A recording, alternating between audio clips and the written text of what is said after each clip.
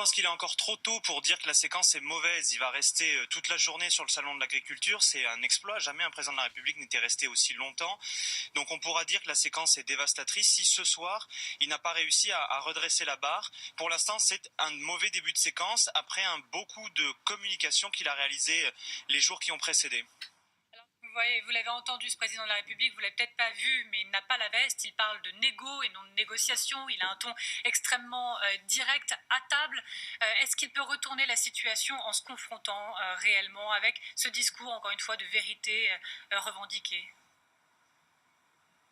Oui, il peut le faire parce qu'il a mis en place des dispositifs qui peuvent être prometteurs, qui pour l'instant viennent un peu tardivement et sont flous pour le monde agricole, mais il a cette habitude-là d'avoir un exercice de communication bien rodé et ce discours de vérité un peu viril, hein, il va volontiers sur du virilisme dans ces situations-là, eh bien ce discours-là peut fonctionner sur un salon de l'agriculture et je pense que ce soir on pourra savoir si vraiment la séquence est réussie ou ratée, même si elle est mal partie pour l'instant, il est vrai, parce que depuis son élection, le président de la République n'a pas fait grand-chose pour le monde agricole.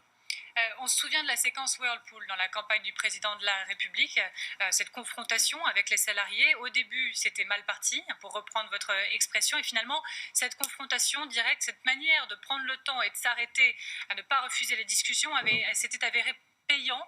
Est-ce que c'est ça la signature Macron, et est-ce que ça peut encore lui réussir ?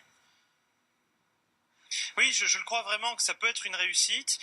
Il a cette capacité de parler et de s'adresser aux gens de manière très directe, d'être compréhensible et de donner en quelque sorte de la simplicité à la complexité. Donc il peut à nouveau retenter cette stratégie-là, même si, il faut le dire, il n'aura pas la possibilité de la tenter des milliards de fois. C'est-à-dire qu'elle commence à être connue et être un peu usée. Et je pense que les agriculteurs d'ailleurs sont un peu sur la défensive et ils l'attendent un peu au tournant. Ils savent que le président de la République est volontiers penchés vers des stratégies de communication. Ils savent qu'il y a des médias. Le vrai changement serait qu'Emmanuel Macron leur parle un discours de vérité en dehors des médias. Et peut-être que là, ça peut aussi changer la manière dont il est perçu par les agriculteurs. Eh bien, merci beaucoup, Florent Badillo, d'avoir accepté notre invitation sur LCI. Je rappelle que vous êtes président du think tank Les Terribles.